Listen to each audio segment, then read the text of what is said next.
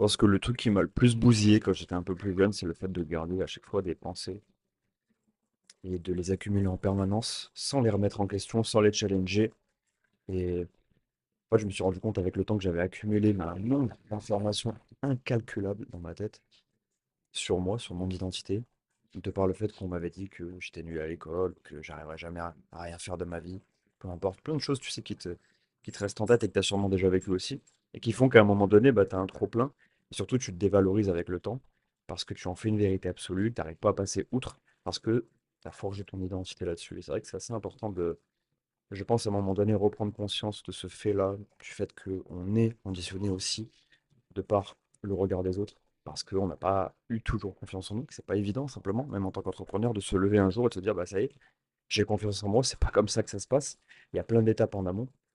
Et donc, ça fait aussi partie du sujet, je pense, pour les entrepreneurs aujourd'hui, avec la solitude, avec tout ce que ça comporte, avec l'excès de travail aussi pour pouvoir compenser, je dirais, une forme de, ouais, de manque de confiance également. Donc je pense qu'il y a beaucoup d'entrepreneurs, peut-être comme toi aujourd'hui, qui vivent ça. Et si c'est quelque chose dont tu as besoin de parler, et que tu as besoin de pouvoir évaluer un petit peu ton état émotionnel du moment, de voir là où sont les points qui ne sont pas en concordance avec tes besoins. C'est ce qui me bute, c'est le nombre d'entrepreneurs que je vois au quotidien qui sont complètement détruits de l'intérieur parce qu'ils n'ont pas confiance en eux, parce qu'on leur a dit qu'ils n'étaient pas bons à l'école, ou qu'on leur a dit qu'ils n'étaient pas faits pour le business, etc. Et qui se sont forgés sur cette identité-là, bien précise, et qui aujourd'hui encore, malgré les 5 000, les 10 000, les 20 000 euros par mois, arrivent à se dire, putain, je suis un imposteur ou je suis pas fait pour ça. Et ce qu'il faut que tu comprennes si tu m'écoutes aujourd'hui, c'est que tout ça, tu l'as bâti, c'est ton référentiel à toi, mais tu l'as bâti au travers du regard des autres. Généralement, c'est ça qui se passe quand on est plus jeune, on manque de confiance en soi, et donc on prend pour argent comptant ce que les gens nous disent.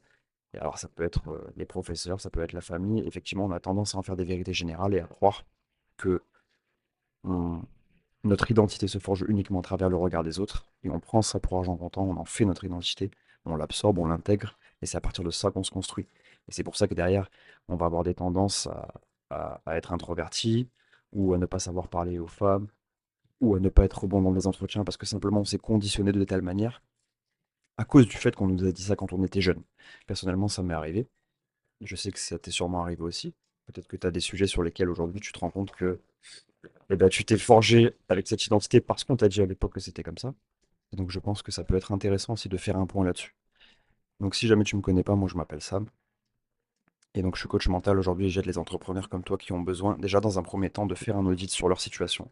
État émotionnel, confiance en toi, saturation mentale et ton niveau d'engagement, ta capacité à prendre des décisions au quotidien et être aligné dans ce que tu fais. Parce que tout ça, ça en découle de tout ce qui se passe en amont. Donc si tu as besoin de faire un audit, on en parle.